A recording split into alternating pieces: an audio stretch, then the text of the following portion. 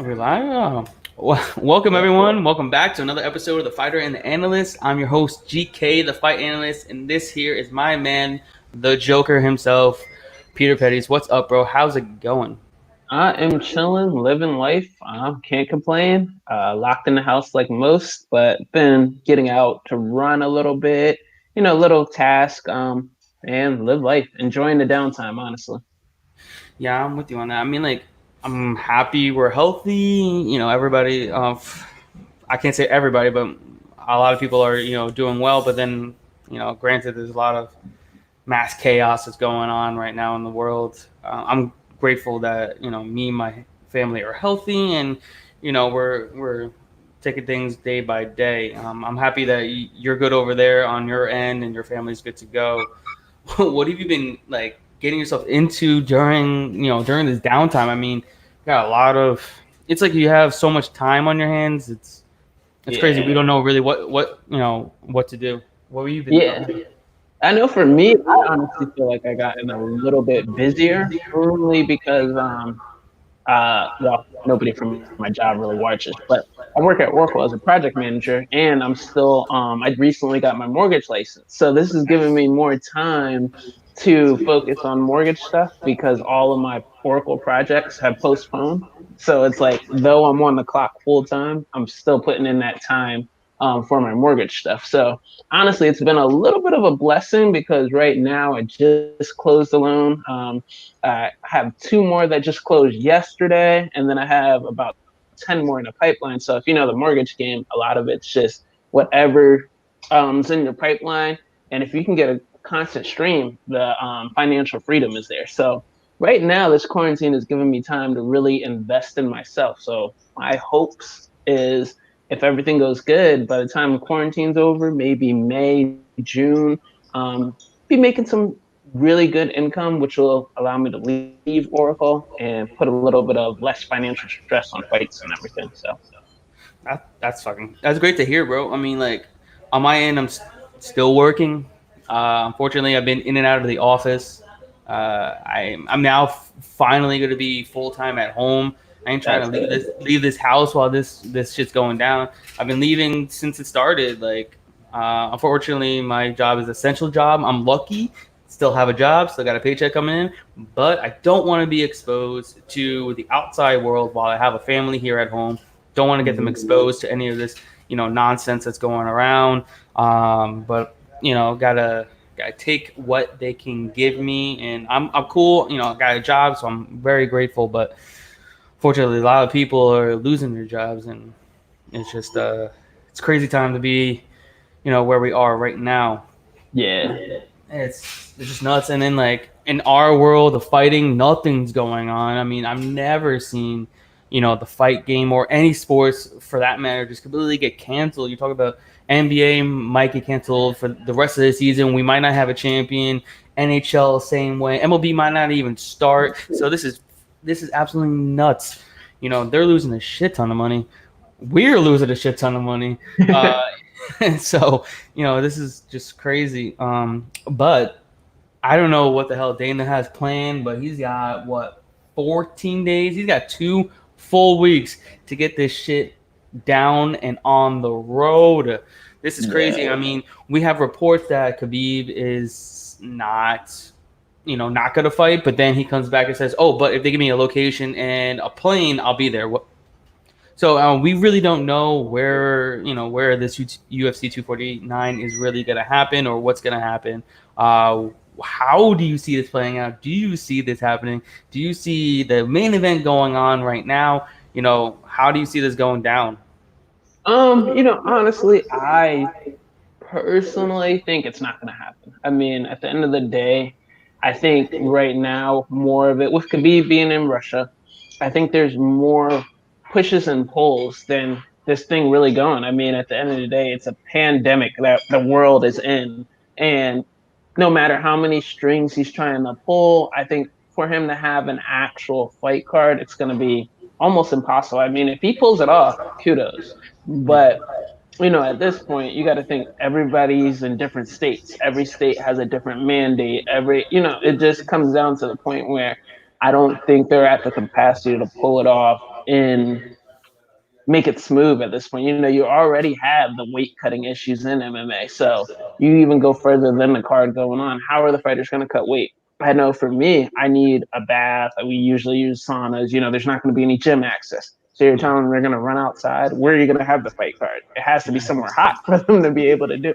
And, you know, also myself or people from my team, we work with George Lockhart. How are you going to get Lockhart staff? And there's just so many different things to a fight card that we're forgetting, you know, nutrition and and then let alone let the card happen and one person test positive from corona, you know, just the public rep of that. I just think there's too many risk and general things that can go wrong with it putting it on. But if he does, then he does. No, I mean, there's so many precautions here. There's so many moving parts. I don't know how he's going to get it done. Supposedly he's got a ton of locations, but yet he's not been able to zone in on just one. It's crazy. I don't know how he's going to get it done. I really don't. For a fighter's perspective, I know you guys want to be healthy, but you also guys want to get a paycheck. These guys don't fight; they don't get a paycheck, so they're just in limbo right now, and then they're gonna have to file for unemployment, and it's just a whole mess. But I really don't know how he's gonna get it done. I am, in a way, I kind of hope he does get it done, and I hope he doesn't at the same time. Don't it's a rock and a hard place. I wanted to because I'm a massive fan, and I want these guys to get paid, but then I don't because I don't want them to get exposed and then trickle down and be a snowball effect, and then they're affecting everybody else and so on and so forth. So kind of stuck in a rock and a hard place. I love the sport. I love what Dana's doing. I love that these guys are like, yo, I'll fight. Let's go right now. But I think it's more than just that. I mean, I don't know how he's gonna, if he goes to Abu Dhabi, how the hell he's getting all these fighters to fly over to Abu Dhabi? I mean, unless he's got a private jet that he's putting everybody on, then I guess sure. I mean, I don't know what's going to happen. I mean, I could see a fight in the States, and then you have Tony Ferguson taking on Justin Gaethje, which is probably a way more exciting fight than him versus Khabib. I mean, that's just given. I mean, that fight is going to be one hell of a first round. Let's put it that way. I don't know if it's going to get any further than the first round, but that would be a great fight to see. I mean, but we don't know who the hell else is going to be on this card other than Tony Ferguson. Definitely is going to be on this card, but other than that, we're pretty much in limbo, and we're only 14 days away. We have zero information on what the hell is happening. No fighters, no location. We don't know if Khabib's 110% out. We don't know if Tony's fighting. We don't know literally anything. And Dana's like, I heard in an interview that he really doesn't want to tell the media really anything at this point because everybody's just shooting him down and really giving him negative energy. And he's like, fuck all that. And I don't blame him. He's trying his ass off to get a fight card for everybody. And everybody's like, no, you shouldn't do it. You shouldn't do this. You shouldn't do that. I mean, let the professional be the professional.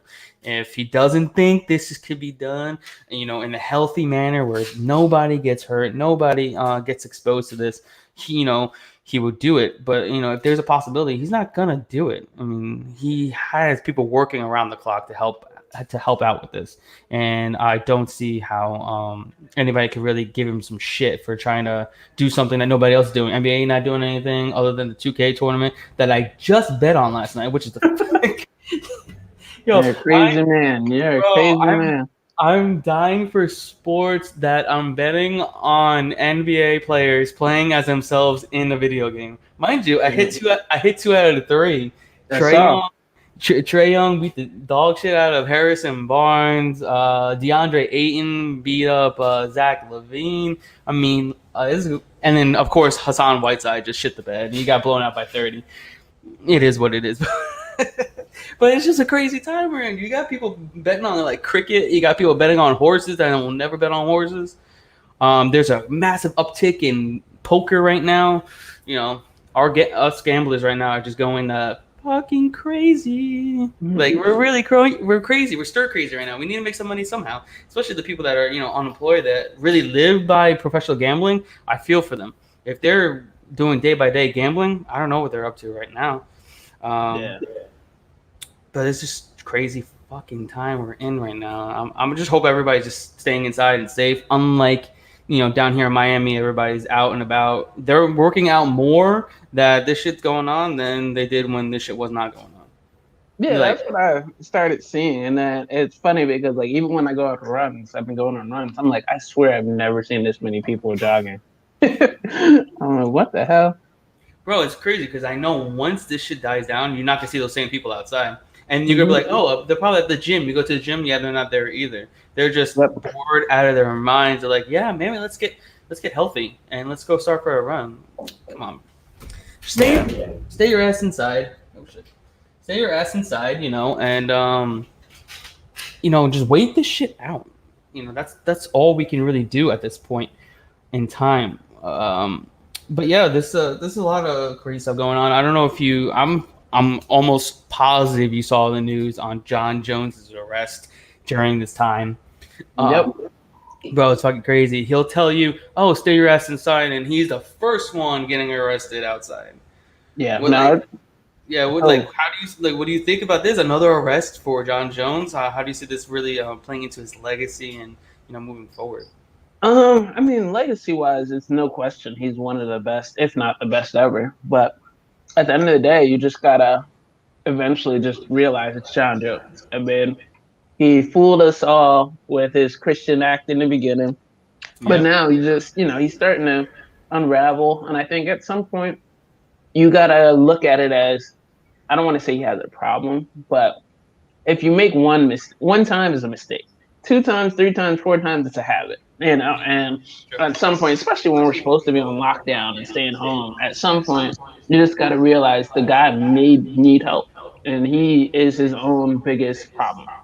It's similar to, I think, when Mike Tyson started going off the Ravels. You know what I mean? It's Yeah. similar to that, where I think he's so big now, it's getting to a point. Who knows what's going on at Jackson's, but he needs someone in his ear, whether it's going to be Jackson's, whether it's going to be his brothers, to be like, look, you got to tone that shit down. Like, literally sit him down and be like, look, you're supposed to be in people's eye, and let alone during quarantine, Yeah. But you can't really. I'm not disappointed. I mean, I'm not shocked. If this was 6, 7 years ago, I'd be like, oh my God, John Jones. But everyone's like, oh, John Jones in trouble again. I think it's just more so during quarantine, really. Yeah. And the video being out. Bro, I felt bad like watching that shit. That was really upsetting to watch. I don't like seeing anybody like that, especially someone who's so good at what he does. I feel like he's just throwing it away. I think he just doesn't care about fighting anymore. He's got to the point where he's like, okay, I've beaten everybody. What else is there for me? I've got the money. I've beaten everybody. I've shown I'm the best of the best. I'm one of the best ever in this entire sport that has ever seen. And then he's like, I got nothing else. I feel like that's what he feels, but I mean, I'm not him, obviously, so I can't really talk on it. But he just needs to relax, just chill the fuck out, and then you give the guy house arrest during a quarantine. Really? Like what in the hell is that gonna do? He's gotta stay at home anyways, unless you put him in jail. I mean, but I don't know, man. It's crazy. I think everybody's getting stir crazy at this point, really. Um, and then everybody's lashing out. You got Ashley Evan Smith. Did you see that video? No. Bro, I have no idea what the hell she was up to and why she would do what the fuck she did. She stole a dresser. I don't know if it was with her boyfriend or whoever, some guy. She stole a dresser off someone's porch. And then she came back after taking that. She took medical supplies off the porch that was donated for healthcare workers. Bro, what the fuck? Yeah, for real. Like it's on. If you search Ashley Evan Smith on Twitter, you'll see the video. It's absurd. It's like one of the most like, what the fuck are you doing kind of things. And there's like a whole long post for the person that she stole it from, and it's just fucking nuts because it's like she had like one of those cameras outside of her house. I'm like, bro, you're just driving around looking to steal shit off people's porches. Like, what the fuck? That's crazy. Like, I guess she's hurting that bad because she didn't get her fight at UFC London. But I heard that they're getting at least a portion of that. which is great for the UFC. Great. I don't know if they're getting a full thing or what, but at least they're getting money. So why the fuck are you stealing shit? You know, like I don't know, man. I mean, like I said, the biggest thing in fighting is like it's one of those sports where shit can go down real quick. So hopefully she's fine that she has to steal stuff off, let alone medical supplies off somebody's yeah, porch. But I mean, the sport is a little crazy in regards to.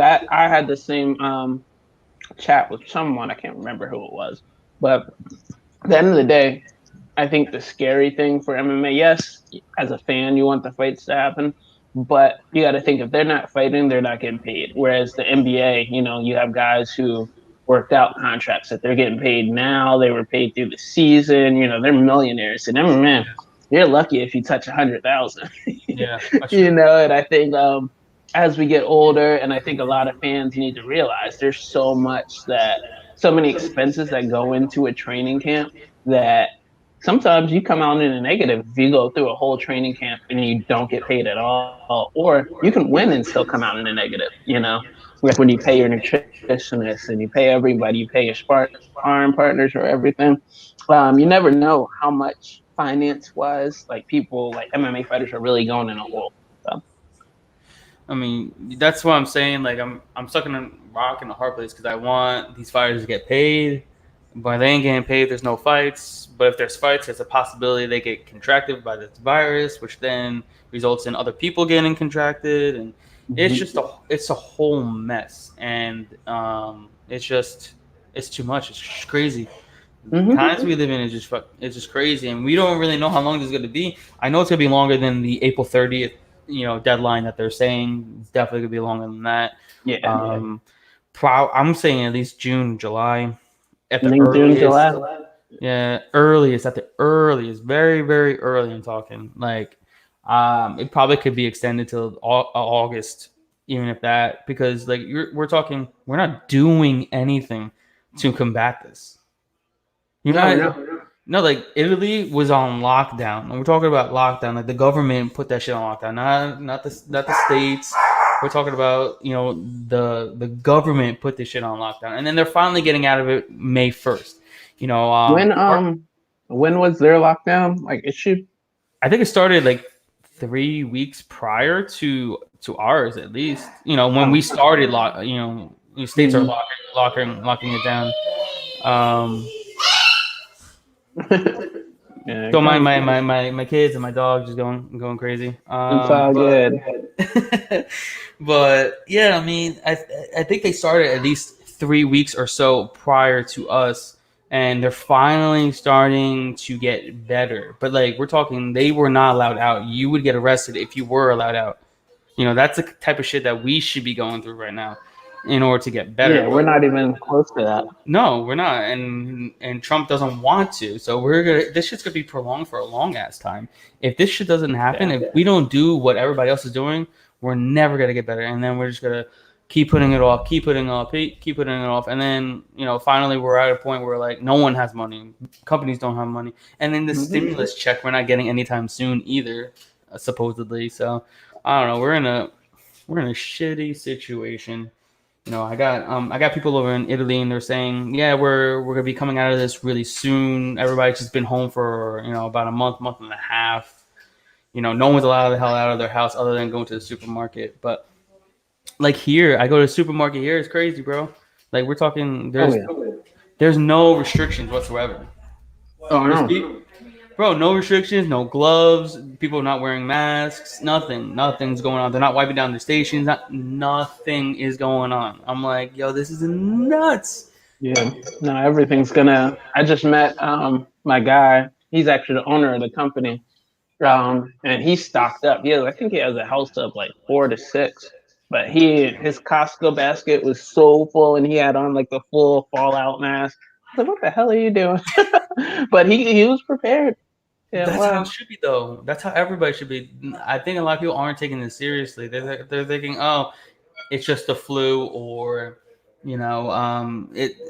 people dying more for the flu and this and that, and all this crazy shit. But It's not. It's not how it works. It's completely different. And yes, it's a strain of the same shit, but we don't know anything. Us as a civilian don't know shit. We're just Yeah. getting information, from the media. So, I mean, why not keep your ass inside and wait this shit out? Yeah, no, let alone. I mean, most annoying thing I think is all your conspiracy theories saying 5G.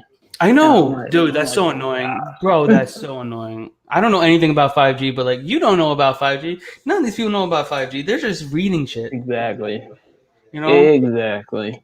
Like, I don't know anything. I would not like. I don't know anything about politics. I don't. I'm not I'm not a doctor. I'm not a technology. I don't know none of that shit. So I don't talk about any of that. I'll comment here and there, but like, I don't have an opinion because I don't know anything. I know the Yep. fight. I know fights and sports. That's all I comment on. Other than that, I don't know shit. No, no, I hear. But I mean, I'm telling you, last night betting on 2K tournament, I felt like, man, I felt so good. I mean, I felt good, and then like a degenerate at the same time. It's like, yes, we got some type of sports, esports, bro. I even bet on simulation Madden.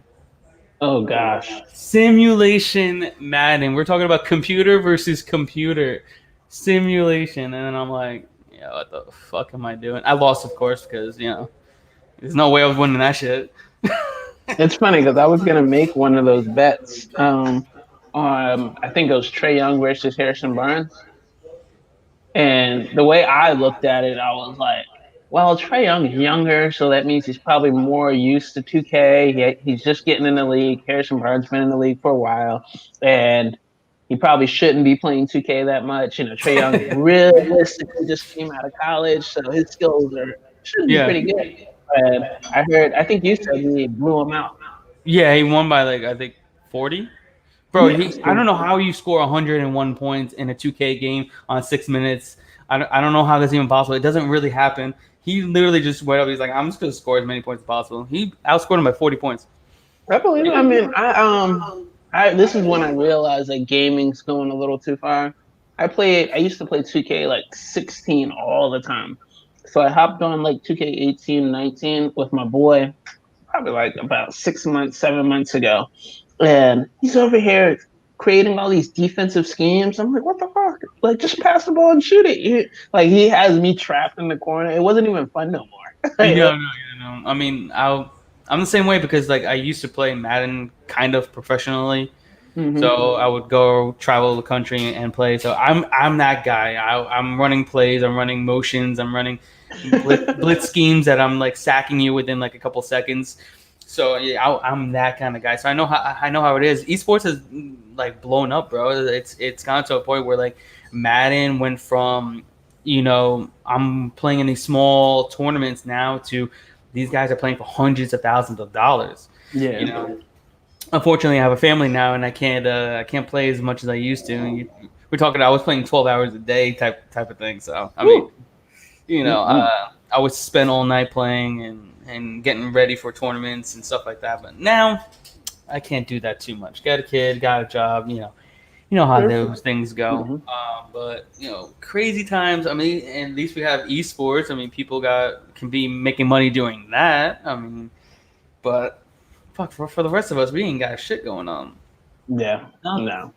bro. I mean, it's just crazy, crazy. I just want to make some money. I want some fights back. I need some fights back. I need fights in my life. I'm going through withdrawals here, bro. I mean, like we're talking about sports, and I live about sports. I'm talking. I would watch sports every single day.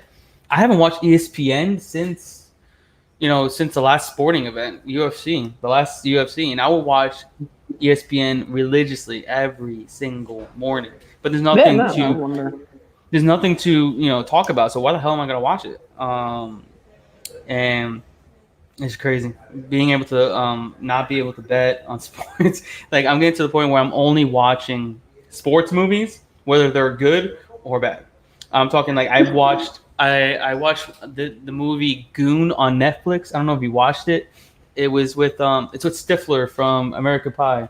Oh, okay. Okay, yeah, he's an enforcer and on a minor league NHL team.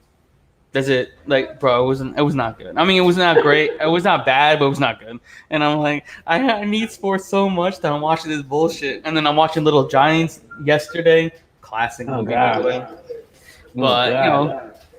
bro, it's getting to a point I'm going crazy without sports, bro. I mean, fucking nuts. But UFC 249, if they get it done, let's say if they get it done, they somehow get Khabib out to like Abu Dhabi or I guess Abu Dhabi. That's probably the only location that they can get Khabib to go in. Uh, and he fights Tony Ferguson. Who's winning this fight? I think it's still tough. I mean, I'm going. Whew. Oh man, I personally think it's a coin flip because I can see it going two different ways. I can see Tony cutting him open and maybe wearing him down later, but I can also see Khabib just dominating him. Every little because Khabib has, I think people forget like that type of technique where if you do this, I'm doing this. If you do this, I'm doing this. It seems like a nonstop web, which is what you would look for when I was wrestling or when you would look for in general. Is like there's no escaping that web. If your left leg goes up, my right hand is there. If your right hand goes up, my left hand is there. If you go to block the choke, I'm coming over top. My hooks are in. It's one of those webs, and I think he has that perfect web that he's been doing all 28, 29 bouts and all 28, 29 wins. So I think it's hard to bet against someone. If I had to choose, I would go Khabib just because of track record in bigger fights. But Ferguson's a dog, and you can't ever count him out. But I would definitely lean towards Khabib. Yeah, probably that's the way to go. I don't see. I mean, I like Tony Ferguson. I bet on him probably majority of his career, and rightfully so. He's the next best guy out of Khabib. Tony will beat everybody else. Maybe Conor will give him a run for his money because he's got power in that left hand. He's got a chin on him as well. Mm-hmm. But other than that, it's Khabib, Tony, and that's it. Those are the two best at 155, and there's no one else that comes close, in my opinion. People talk I about would say Gaethje. Gaethje. Gaethje's good too, but I mean, dude's hittable. He's Oh, walking. yeah. He just walks forward. Mm-hmm. Great. He's got some power. He's got leg kicks. But if Gaethje takes on Tony in 2 weeks' time, who's winning? I mean, 2 weeks. I'm going Ferguson. You know what I mean? Yeah, 2 weeks. Yeah, but like if you look at the betting lines right now for that fight, you have Tony Ferguson only at a minus 140, a minus 140 favorite. That's it. That's all we have. That's crazy. You're giving one of the best 155 pounders on the planet.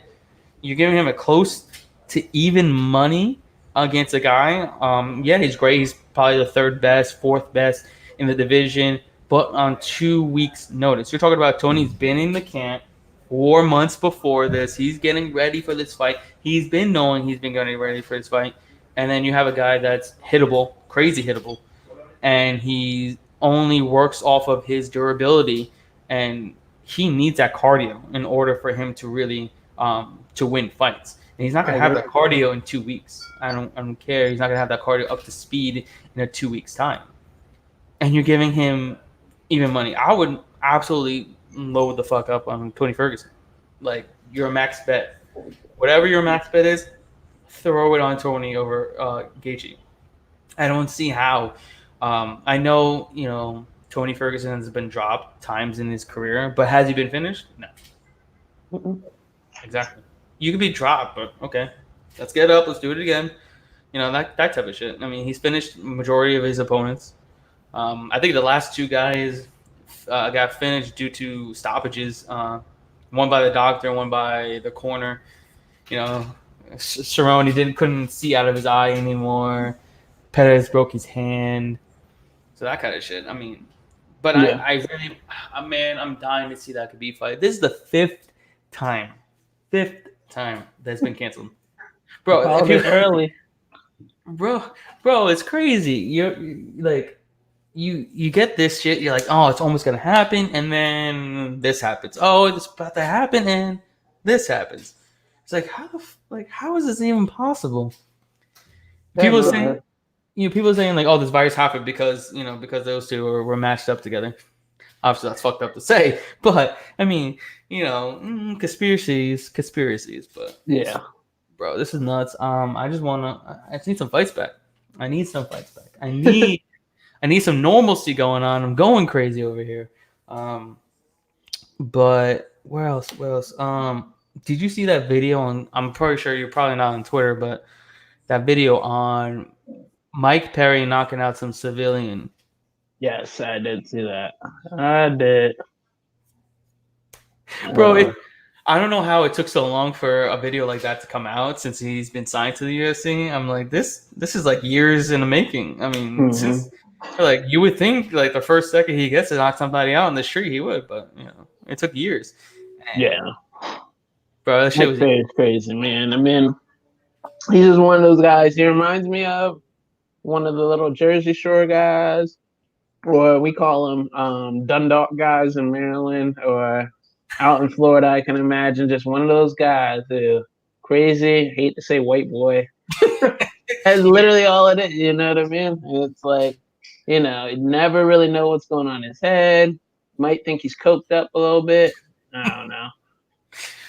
bro, that dude's crazy. I mean, but like he knocked that dude out cold. I mean, like it wasn't like he wound up. It was just like just a little check hook, and he was just that's how much power that guy has. That's just insane. Most of you fighters have that kind of power. You just touch somebody's chin, they're gonna fall down. I mean, but it's just crazy to see it against somebody that's like not trained professional. Oh yeah, no, that's why I try and tell people that all the time. Cause like I think people forget, like when you go to Green Turtle or stuff like that. I think you always hear people talking about fights. Like, why doesn't he just do this? Why doesn't he just get up? And it's like, man, do you know how hard it really is to get up? Do you know how hard? I'm pretty sure he thought about that if he was able to do it. It's one of those things where I think people forget that a person who's never trained, you have your people, a person who's never trained and just watches. Then you have your people who have trained and kind of understand. Then you have your people who are amateur fighters, and then you have your pros, and then you have the pro at the next level. And it's like, for me, I always tell people, all of everything has to be in perspective. From a fighter's standpoint, you can never get too hard on yourself. You can never be too down on yourself, but you can't be on top of the world. You got to find that middle ground. Yeah. So what I always say, like, with it, it's about finding that perspective and knowing where to grow. You know how they say you learn your most against losses? Yeah. Learning, there are levels to each one. But if you never really learn that, then you're just always going to be either stuck in that point or just be ignorant at that point. So I think that's the biggest thing. I think in MMA, people forget that. So like, if you have an MMA guy who gets signed to the UFC, I always say it's easy to get signed to the UFC. It's hard to stay in. Yeah. I think people forget that because if you go from, you can go regional promotion. That regional promotion can love you because you're a major ticket seller. And by the time you get to UFC, even if you go 5-0 and you get signed in the UFC at 5-0, eventually you're going to get exposed if you're not ready. And I think people forget that, and it's all about matchups. So, in general, that's just fighters' mentality, thoughts, and everything. No, that's definitely true. I'm not one to I'm never trained. I mean, I've done some jiu-jitsu here and there, but that doesn't really count. I'm one of those couch guys. I scream at the TV. I say stuff like underhooks and grab the leg or stuff like that. But I know they know what they're doing. I can't get mad at them for faulting. I mean, you're talking about two trained professionals. I mean, do you know how hard it is to knock another trained professional out? Do you know how hard it is to tap them out? A grown ass man, trained fighter. They're tough as nails. You guys are tough as fuck. So, I mean, to be able to knock one of you grown-ass dudes out or choke them out or anything like that is just, it's hard. So I can't really fault any of them for, losing. It's just my money, on the line. But no, I hear you. When you got money on the line, you're like, oh, do this, do that. Why aren't you doing this? What the fuck are you doing? But, That's how that goes. But like when you talk about like not growing, I could give you a perfect example of that person, and that is, I think your video is kind of fucked up right now. Waiting for you to get back. I don't know if you see me. It's just kind of you're kind of you lagged out. Yeah. Oh, there you are. I see you. That was weird. All right, you're good now. But yeah, what you're talking about as as a fighter, and okay, he left. So, hi everybody on Instagram. This is my first time on Instagram, so I'm going to be doing this more often. Once we get, more content going, you'll see more of me via Instagram Live. Follow me on, Twitter at Fight Analyst. Look up The Fight Analyst on Facebook. But yeah, let me get back to it. Give me one second. All right, I'm back. I don't know Yeah. what just happened. No, it's all good. No worries, no worries. But yeah. So when you were talking about how fighters don't progress and it's all in state of mind, I can give you a perfect example of that type of fighter, and that is Kevin Lee. It's a perfect fighter that does not progress after his losses. He gives the most bullshit ass excuses after every single loss, and he just doesn't take it and progress from there. He had a great win against forgot his name, but the massive head kick Gregor knockout. Gillespie. Exactly, Gillespie. Yes, yeah, Gillespie. Great, great performance there, and then he was dominated by Charles Oliveira in his last fight. I'm talking about in every aspect of that fight, he was dominated. Striking dominated, grappling dominated, submissions dominated, every aspect dominated. It was crazy to see because I thought Kevin Lee turned this corner.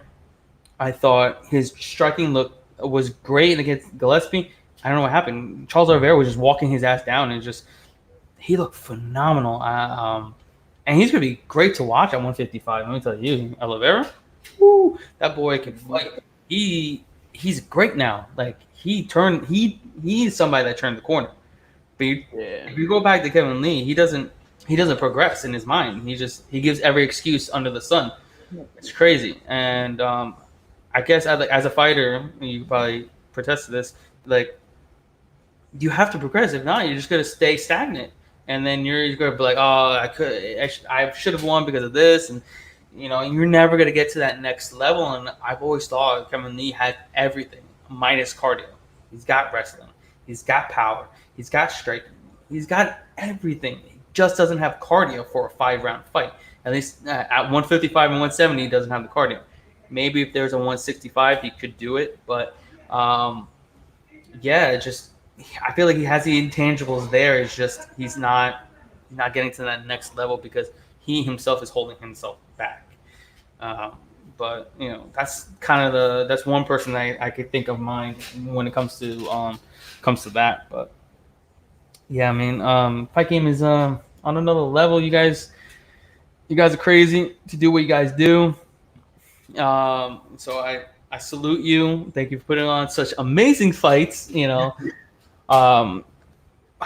do you see your career going once this whole everything's died down? Like, are you ready to go? Like, can you fight? Can you get back in the gym? What's going on? So I actually just got cleared to return to training the day that they shut down gyms in Maryland. So I was like, fuck, good job. Right now I'm good. I think right now I'm just trying to keep my weight down relatively, or shouldn't even say keep it down, get it back down. I plan to move up to 55. I think sometimes the injuries play a factor. I'm not sure. I know I was talking to one of George's guys, and last weight cut, this is like a little unexclusive story. Last weight cut for PFL, I remember we were transitioning from the bath to the floor, and I don't remember transitioning from the bath to the floor. I just remember waking up on the floor, and I was like, "Did I pass out?" He was like, "Yeah, you definitely passed out for like 10 minutes or so." Whoa. And I was like, "Shit." And they're like, "Oh, but you're still a champ." Like, I didn't ask him that same night. I asked him the next day because I was so dead. And I was Yeah. like, last night did I pass out? Because I was like, I literally in my mind couldn't remember how I got from the bath to the floor. And they told me, I was like, oh shit. Well, goddamn. They're like, yeah, you cut the weight like a champ. I was like, yeah. But then once the shoulder went out, I've had two devastating injuries. So one on the Contender Series and one in PFL. And both times, I think it's been from the weight cut. I don't want to say from the weight cut, but I know my shoulder.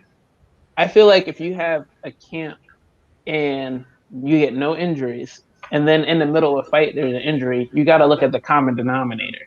And I think some of it could be the extreme weight cutting. So I think I'm gonna go up for my own health to 55. I'm not really a small 45er, and just save some health. I'm getting up there in age, but Yeah. also when I say age, it's more of like a wise age. I think people are forgetting MMA, though we're starting to see the Chase Hoopers, the Yeah. 25, 24 phenoms. I think people are forgetting that, you really don't really hit your prime like Jorge or people until you're 34, 35.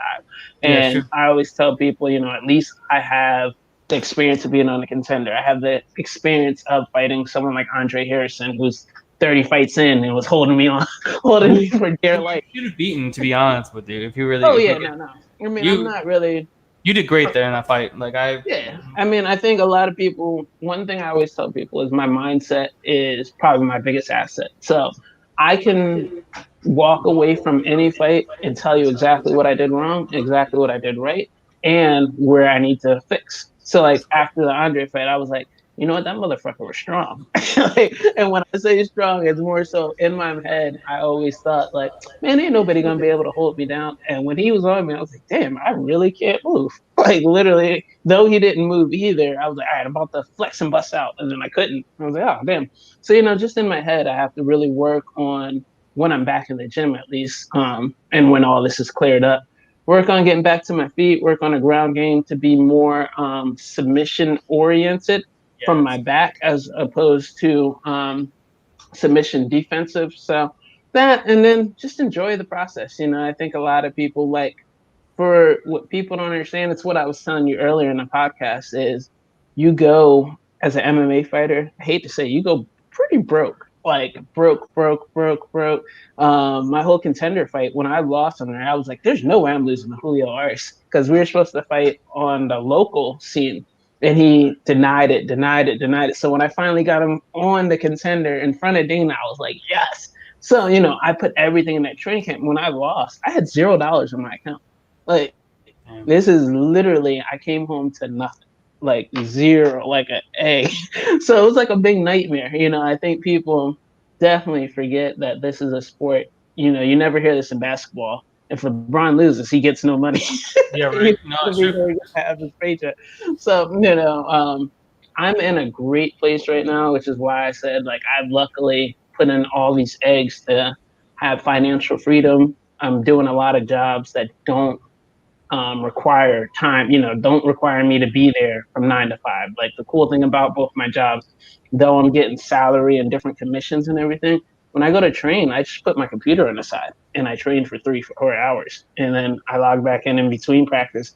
And then I come back another 3 4 hours at night. I basically have set my life up to a point where now I can flourish in the MMA scene. So once this thing gets lifted, I'm excited to get back to training. Bro, I can't wait for this to be done so we can see you back train. I want to get some footage. I want to like get a camera out there. I want to see it so I can we could post it on the YouTube page, and all of that. We want to see you. We want to get your journey back, to health and back into the game.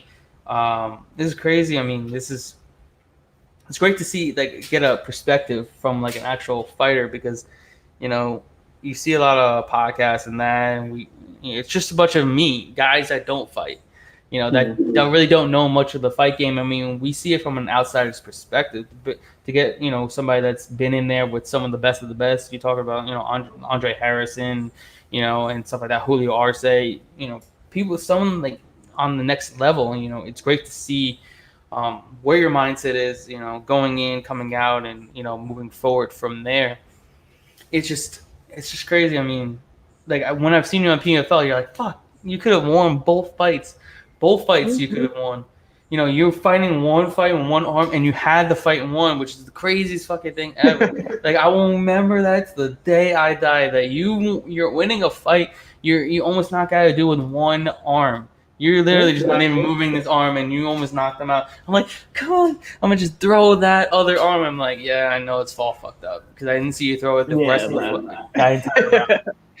I'm like, damn. Yeah, I mean, it's one of those things I say all the time. It's divine intervention sometimes, and I think now in society, I've had this little mindset since 18, and it's more so people will sulk on losses and everything rather than see the outcome or see where has this set me up. Like for me, I personally look at it with my last one. Yeah, I could have won, but then at the same time, what would I have done for my shoulder in the playoffs? You know what I Yeah, mean? you're right. Either way, it Yeah. was going to get bad anyway. So Yeah. I look at it at that point, I was able to get my shoulder repaired in time, have this time off to really invest in other things. And though the gym's closed now, at least I set myself up to where I'm not broke sitting around waiting for this quarantine to be over. Like I'm still having things to branch out to. So, like I said, my goal right now is once this whole quarantine thing is over, I'm ready to hit the ball running and get back on it. Hopefully, get 2 quick fights back to back, maybe 3, and just wait on that call. Yeah, bro, that would be great. Do you have any idea where you might be fighting at? Do you have any talks with any organizations? Because I know PFL, I think, canceled their season for 2020. So, Oh, did uh, that? yeah, I'm not. Don't hold me to that. 'Cause I'm Mm-hmm. not entirely sure. I know they postponed it. Yeah. I thought I read somewhere that they canceled it entirely. I'm not entirely sure, but Mm-hmm.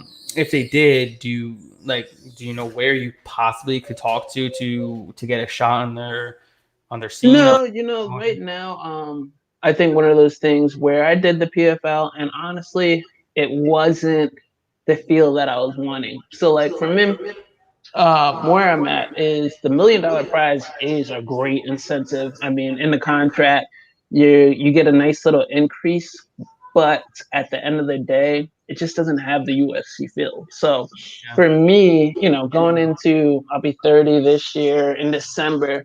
I got one last thing, and that's the fight in the UFC. Make a run. I have an exciting style. I think there's so many matchups. At 45 and 55.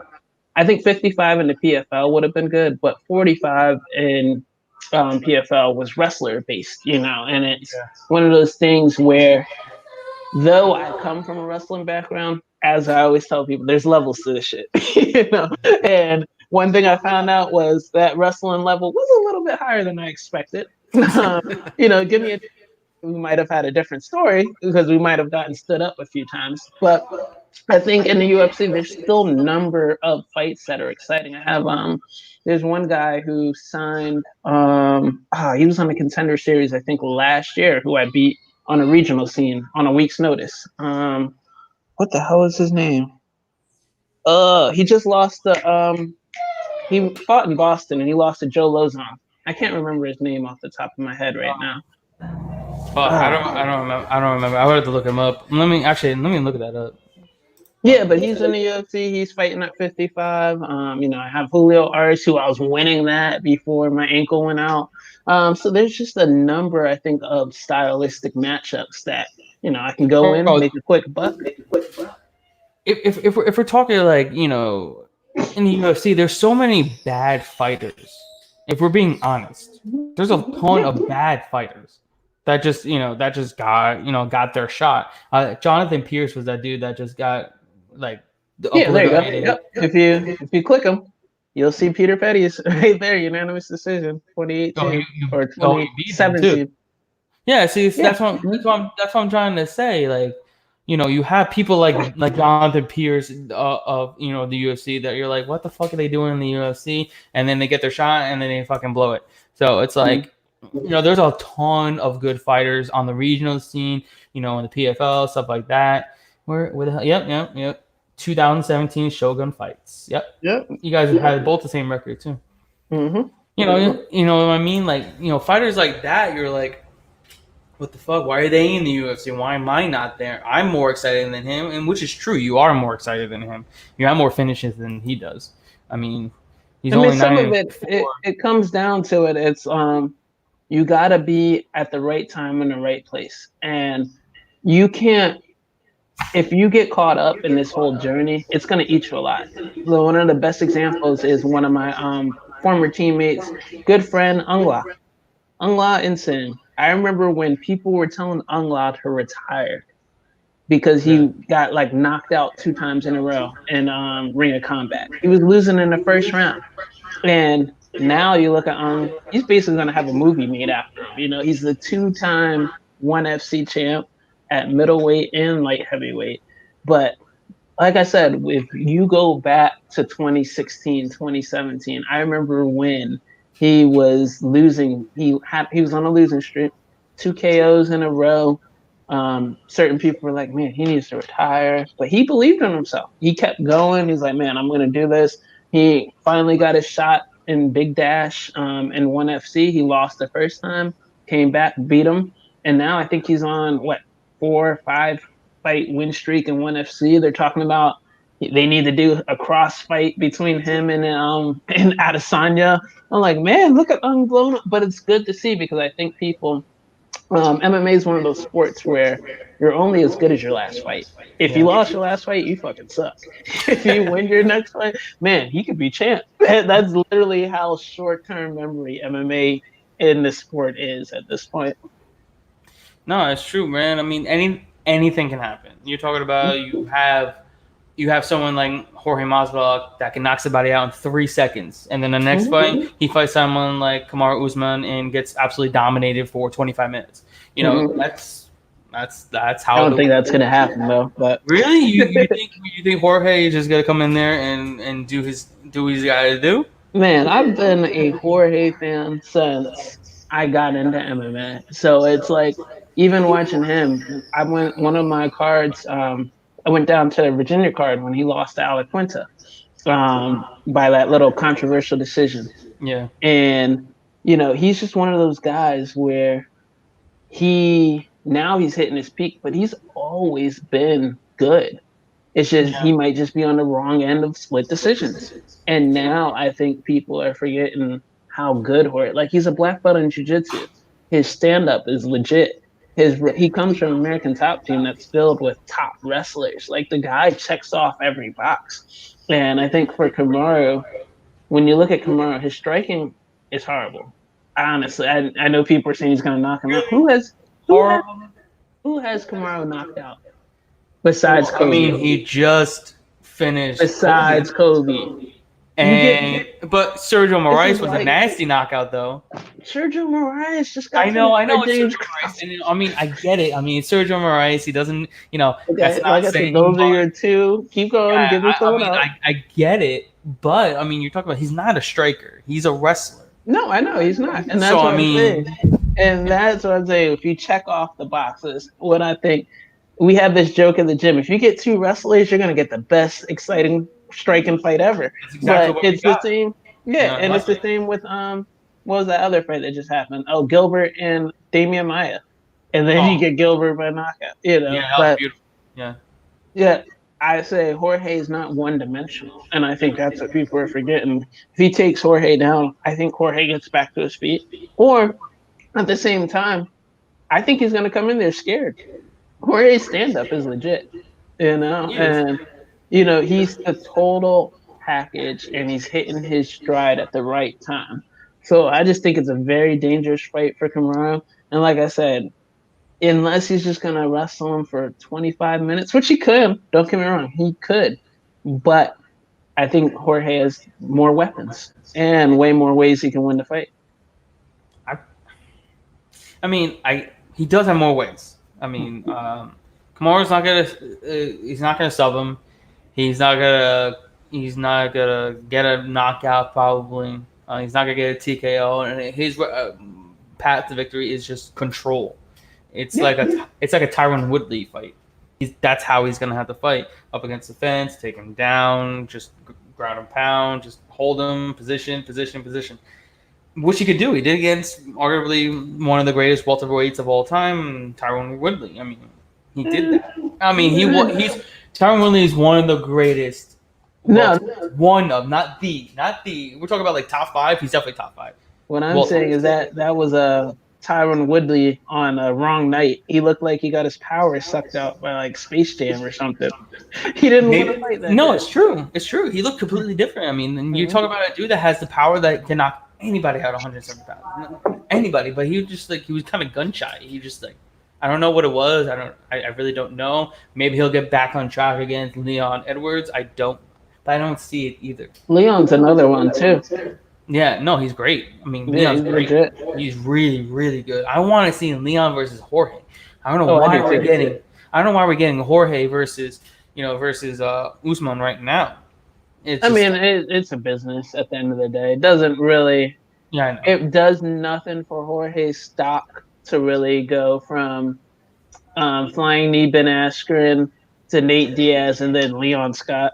You know what I mean? Yeah. Like, but the thing is, Leon Edwards is right there. He's top 5 right now. I agree, but I'm saying crazy. Like for Jorge, if I'm his manager too, it really does nothing for him to have that fight at this point when you're on the up and up. Like Leon Edwards, the comments don't really know him. He needs a Jorge to get kind of known, you know?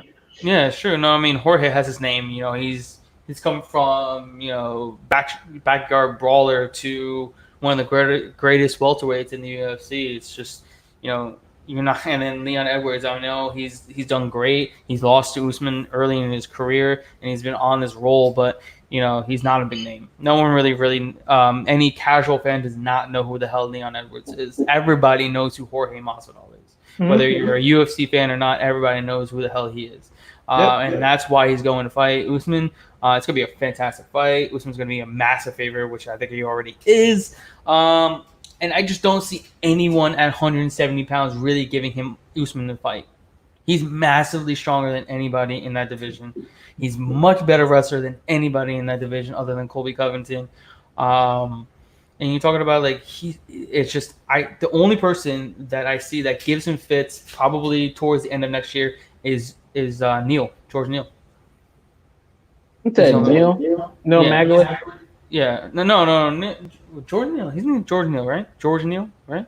Am I? No, Jeff Neal. Jeff Neal. Fucking retarded. Yeah, Jeff Neal. My bad. Yeah, Jeff Neal. I think he's the only one later towards the end of next year because he still needs more fights under his belt that could possibly dethrone Usman.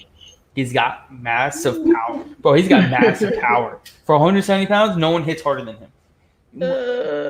I agree with that, but I'm saying like outside of trying to think, I don't think he gets past Kobe. I don't think Jeff Neal comes near the title. We haven't really seen him get tested in his takedown defense. I think Bilal Muhammad tested his takedown defense. He was able to stuff him, but Bilal Muhammad isn't Colby Covington, and Bilal Muhammad isn't Tyron Woodley or Kamaru Usman. That was an impressive win, though. It was a great win. I mean, he showed he can go 15 minutes. He's not some guy that needs to get a knockout in the first round. If we see him go against an actual wrestler and he's able to defend the takedowns, dude, that guy is sky's the limit. He's got power for days. I don't think anybody can strike with him at 170 pounds. No one. Not a single person. No, I know I'm like super high in this dude, but like this dude, he's got some power. I agree, but saying no one can strike with him, I don't think so, bro. I'm telling you, bro. There's not a single person at 170 pounds. If you're talking about guys that like have power at 170 pounds, wait. No one's knocked out Mike Perry at 170 pounds. No one. No one's knocked out Mike Perry. No one. He's the only one. Which is the craziest thing. In the first round, like in the first minute. What about no one? What was the dude's name? Donald's the only one that finished him. Luke just beat him up though. No, he beat him up, but the thing is, people are saying that Luke lost that fight.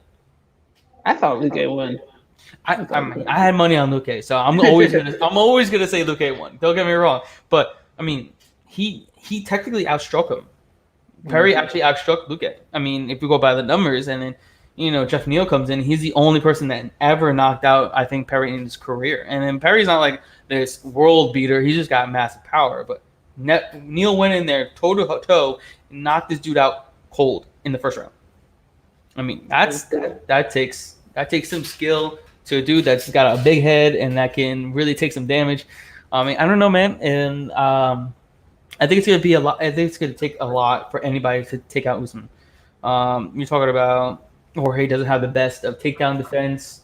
I don't know how Leon Edwards is really just gonna counter from a distance if they ever fight the entire fight. I mean, I don't know who else really is good at 170 other than those two. I think Colby's the only one other than Jeff Neal that can beat Usman. I think if Colby fights him again, Colby could beat him.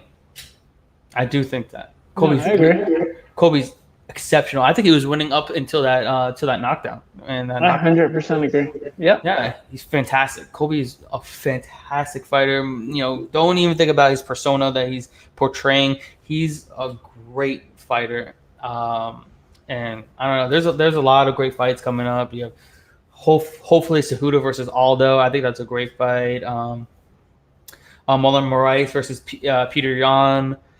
I heard, who did I hear about? Dominic Cruz was talking on a podcast saying how the only way that Cruz can get a title shot was if he beats Peter Yan. And obviously that fight's not happening. So they're putting Yan over Aljamain Sterling, in this fight. So they're gonna give him the shot to win versus Peter Yan's getting the shot over Aljamain Sterling no matter what. So which is crazy to think. I mean, I think Aljamain really deserves his shot. So I'm almost certain that if Aljamain wins his next fight, which more than likely should be against Corey Sandhagen, I think that is the most likely matchup there. Peter Yan, once he beats Marlon Moraes, he'll get his shot against Cejudo, because Cejudo's definitely beating Aldo. I don't care what anybody says. And then whoever wins there, Aljamain will get his shot if he beats Corey Sandhagen. I think that's how it's going to really play out. But it's going to be interesting. I love 135. I think that's my favorite division. It's definitely it has like packed out over the last year or so. Let alone what's his name's going to sneak back in the division because time is flying with this quarantine. Dillashaw. Oh yeah, that's too. That's crazy. I didn't even think about that. That's true. Dillashaw is going to be back in the mix. Uriah Faber is still there. You still have Cruz wants to get back in there as well. So it's just that division is definitely going to be absolutely insane, and I'm very looking forward to that. I know Dillashaw's next fight is 1,010% is going to be Uriah Faber on. They're definitely going to try and match that up. It's gonna be crazy. I can't wait for that. But I know you got things to do, on this Saturday in quarantine. I don't got much going on, but I think we're gonna leave this for another day and come back hopefully next week or the following week with some words on fights for UFC 249. So we'll leave at that. Where can everybody find you on social media so they can get to know you better and all that good stuff? All right, you guys can follow me on Twitter, even though I don't really use it. Why So Serious MMA. Mainly Instagram at Why So Serious MMA. I post dumb shit all the time, or just follow my little story. I'm posting weird, whatever day-to-day things that I do or eat or whatever, random times, or just friend request me at Peter Petties. Don't be weird. Don't be weird. Always good. All right, you guys follow me, The Fight Analyst on Facebook, Fight Analyst on Twitter, and The Fight Analyst on Instagram, which we were just live on Instagram. It kind of just shut off on me. But yeah, I'll be going live every single time we do some podcasts. So you guys can follow me there as well. So we'll talk to you guys later. You guys have a good one. Stay safe, stay inside, and you guys have a great weekend. We will talk to you guys later. Adios.